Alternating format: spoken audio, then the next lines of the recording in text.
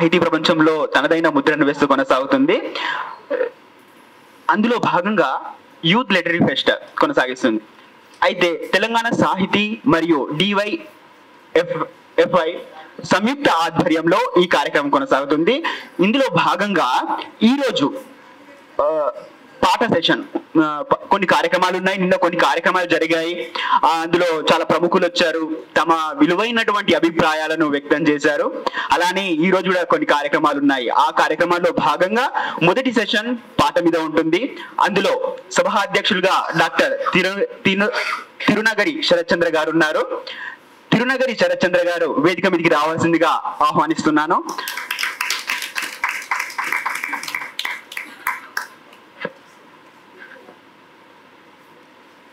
కడలి సత్యనారాయణ రచయిత్రి కడలి సత్యనారాయణ గారు వేదిక మీదకి రావాల్సిన కోరుతున్నాను. పూర్ణాచారి గారిని వేదిక మీదకి ఆహ్వానిస్తున్నాను. గడ్డం వీరు గారు వేదిక మీదకి రావాల్సిందిగా కోరుతున్నాను. కువ్వారపు నాగరాజు గారు వేదిక మీదకి రావాల్సిందిగా కోరుతున్నాను. డాక్టర్ మల్లెగౌడ గంగా ప్రసాద్ గారు వేదిక మీదకి రావాల్సిందిగా ఆహ్వానిస్తున్నాను. ఈ కార్యక్రమాన్ని సభాధ్యక్షులు డాక్టర్ తిరునగరి శరత్చంద్ర గారు కొనసాగాల్సిందిగా కోరుతున్నాను.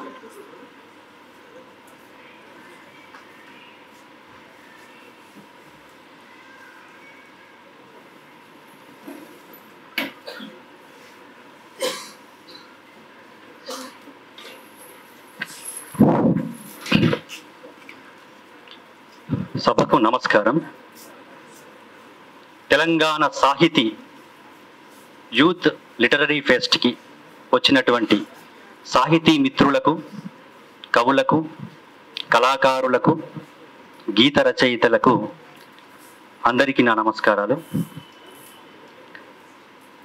పాట ఈరోజు మన సెషన్.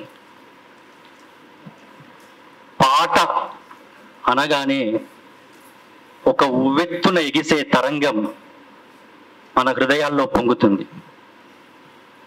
ఎందుకంటే ఆధునిక తెలుగు సాహిత్యంలో, ఆధునికాని కాదు తెలుగు సాహిత్యంలో పాటకు ఒక ప్రత్యేకమైన స్థానం ఉంది. పాట వేసిన ముద్ర పదిలం. పాట మన హృదయాల్లో చాలా ప్రతిష్ఠించబడింది. అయితే ఈ పాట అనేటువంటిది ఎలా పుట్టింది, ఈ పాట అనేటువంటిది ఎలా జనంలోకి ప్రవేశించింది అనే దానికి చాలా చారిత్రక ఆధారాలు ఉన్నాయి. కొన్ని శాసనాల ద్వారా కూడా మనం ఆ ఆధారాలు తెలుసుకోవచ్చు. మనకు 12వ శతాబ్దం నుంచే పాట ఉంది అని మనకు పండితారాజ్య చరిత్రలో పాల్కురికి సోమనాథుడు చెప్తాడు. అందులో పదం తుమ్మెద పదముల్ ప్రభాత పదముల్ అని ఆయన ఓ ద్విపదలో చెప్తాడు. ఇక్కడ పదం అనేటువంటి పదాన్ని పాటకు పర్యాయ పదంగా చెప్పాడు అతడు. అలా పుట్టినటువంటి పాట ఎన్నెన్నో రూపాల్లో, ఎన్నెన్నో కోణాల్లో, ఎన్నెన్నో పార్శ్వాల్లో, ఎన్నెన్నో అవతారాల్లో మనకు కనిపిస్తుంది. నేటికి దాని యొక్క విశ్వరూపం అనేది విన్యాసం చేస్తూనే ఉంది. అయితే ఈ పాట జనాల్లో ఎలా దూసుకొచ్చింది, ఎలాంటి సంచలనం రేకెత్తిస్తుందనడానికి ఎన్నో మనకి ఇక్కడ దానికి సంబంధించినటువంటి కారణాలు, మనకు ఆధారాలు కూడా చాలా ఉన్నాయి. ఎముకలు కుళ్ళిన వయస్సు మల్లిన సోమరులారా చావండి, నెత్తురు మండే శక్తులు నిండే సైనికులారా రారండి అంటూ మహాకవి శ్రీశ్రీ గలమెత్తితే ముసలివాడు కూడా కత్తి పట్టుకొని, రేపో మాపో చనిపోయేటువంటి ముసలివాడు కూడా రక్తం మరిగి కలం పట్టుకొని యుద్ధంలోకి ఆయన పరిగెత్తిన సందర్భాలు ఉన్నాయి. ఇది పాటకున్న బలం, పాటకున్న ఆవేశం. అయితే ఆ పాట అలాగే ఉద్యమ వాతావరణంతో, ఉద్యమ ఆవేశంతోనే చెలరేగిందా అనంటే కాదు. ఇద్దరు ప్రేమికులు తమ మనసుల్లోని ప్రేమల్ని వ్యక్తం చేసుకోవడానికి కూడా పాట ఒక సాధనంలా ఉపయోగపడింది. తన గుండెల్లో పొంగుతున్నటువంటి కన్నీటిని, తన మనసుల్లో ఉండేటువంటి బాధని ఆవిష్కరించుకోవడానికి కూడా పాట సాధనంగా ఉంది. జానపదులు వాళ్ళ యొక్క అలసటను పోగొట్టుకోవడానికి, వాళ్ళ యొక్క ఉత్సాహాన్ని, వాళ్ళ యొక్క పనిని వాళ్ళు చేస్తూ పొలంలో నాట్లు వేస్తూ పాడుకునేటువంటి, ఆశువుగా అప్పటికప్పుడు పాడుకున్నటువంటి గేయాల్లో, పంక్తుల్లో కూడా పాట ఉంది. మరి వాళ్ళకి పాట మీద ఏం అవగాహన లేదు కదా అంటే, వాళ్ళ అలసటను పోగొట్టుకోవడానికి అప్పటికప్పుడు వాళ్ళు పాడుకున్నటువంటి ఆ పదాలే పాటలుగా పరిణమించిన సందర్భాలు ఉన్నాయి. ఇలా పాటెత్తుకుంటూ పోటెత్తిపోయే జనసంద్రం గురించి మనకు తెలుసు. అంతేకాదు ఈ పాట మనకు జన వ్యవహారంలోకి వచ్చిన తర్వాత, అంటే ఇప్పుడు ఆ పాటలో ప్రధానంగా మనం చెప్పుకుంటే పాట, సినిమా పాట. పాట రాయడానికి, సినిమా పాట రాయడానికి చాలా తేడా ఉంటుంది. కవిత్వం అనేది ఒక ప్రక్రియ, పాట ప్రక్రియ కాదు. కవిత్వం అనేది ఒక ప్రక్రియ. అందులో పాట ఒక రూపం, పద్యం ఒక రూపం, గేయం ఒక రూపం, వచన కవిత ఒక రూపం, గజల్ ఒక రూపం, రుబాయి ఒక రూపం. అయితే ఈ కవిత్వం అనేటువంటి ప్రక్రియలో ఇవన్నీ మనకు రూపాలుగా కనబడుతున్నాయి. అంటే పాట కవిత్వ రూపమే. అయితే ఇక్కడ గేయము అన్నాను నేను, గేయము పాట అని చెప్పాను. గేయము పాట రెండు ఒకటే, కాకపోతే పాటకు సంగీతం ప్రధానం. గేయం అనేటువంటిది లయాత్మకంగా కూడా చదువుకోవడానికి అవకాశం ఉంటుంది. దానికి సంగీతం అవసరమే, కానీ తప్పనిసరి కాదు. అయితే ఇక్కడ సినీ గీత రచయిత, సినీ గేయ రచయిత అనేటువంటి మనం పదాలు వాడుతుంటాం. అది ఏదైనా సినీ గేయ రచయిత అయినా, సినీ గీత రచయిత అయినా రెండు కూడా వాడదగిన పదాలే, అందులో దోషమేమీ లేదు. ఇక్కడ కూర్చున్నటువంటి వాళ్ళంతా సినీ గీత రచయితలు.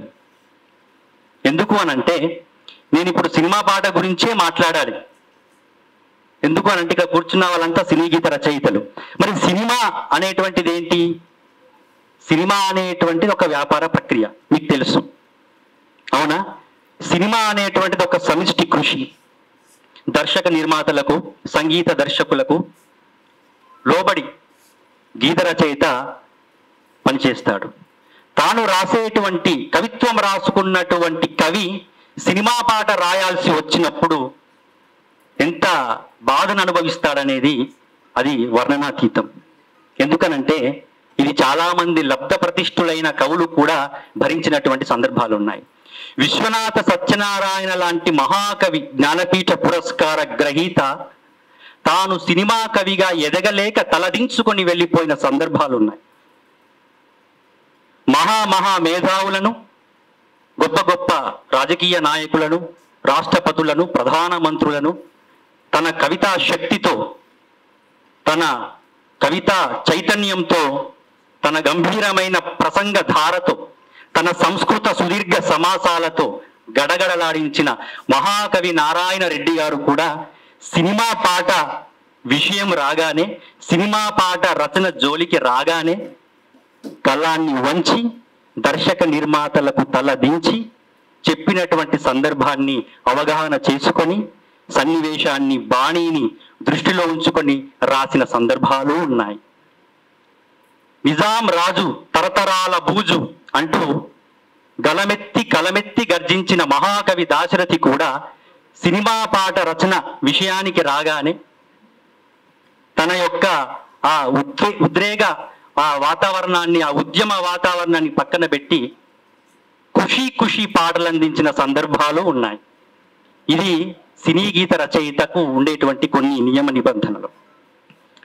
చంద్రబోస్ గారు ఎప్పుడూ చెప్తుంటారు, సినిమా కవికి ఆలోచన జ్ఞానం, ఆకస్మిక జ్ఞానం, అనుభవ జ్ఞానం, అధ్యయన జ్ఞానం, ఈ 4 లక్షణాలు ఉండాలి. అలా ఉన్నవాడే సినీ కవిగా రాణించగలుగుతాడు. లేకుంటే ఇలా వచ్చి అలా వెళ్ళిపోతాడు. చాలా మంది గీత రచయితలు ఉన్నారు మనకు సినిమా రంగంలో. అయితే సంగీతం, సాహిత్యం, సన్నివేశం ఈ మూడింటి కలబోతగా ఉన్నటువంటి సినిమా పాట రచన అనేటువంటిది ఏ రచయితకైనా, ఏ గీత రచయితకి ప్రధానంగా కత్తి మీద సాము లాంటిది. సంగీత దర్శకుడికి నచ్చకపోతే, బాణీకి అనుగుణంగా లేకపోతే, ఆ తననాలో కుదరకపోతే మార్చేయాలి. ట్యూన్కి రాస్తే ఒక తీరు ఉంటుంది, రాశాక ట్యూన్ చేస్తే ఒక తీరు ఉంటుంది. రాశాక ట్యూన్ చేస్తే కవికి స్వేచ్ఛ ఉంటుంది, ట్యూన్కి రాస్తే సంగీత దర్శకుడికి వెసులుబాటు ఉంటుంది. కానీ సంగీత దర్శకుని యొక్క నియమ నిబంధనలకు అనుగుణంగా కథా గీతికలు అయ్యాయి అనుకోండి, థీమ్ సాంగ్స్ ఉన్నాయి అనుకోండి, అలాంటివి సందర్భాన్ని బట్టి రాయండి, రాశాకే ట్యూన్ చేస్తాం అని అంటారు.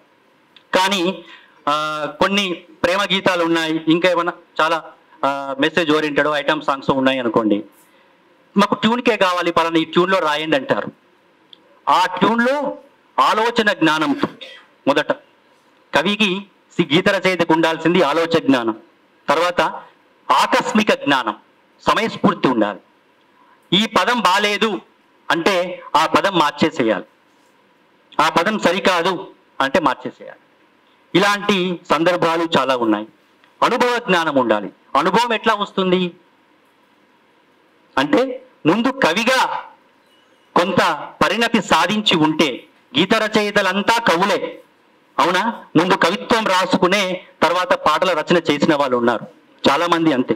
అలా ముందు కవిత్వం రాసినటువంటి అనుభవం అనేటువంటిది గీత రచనకు కొంత తోడ్పడుతుంది.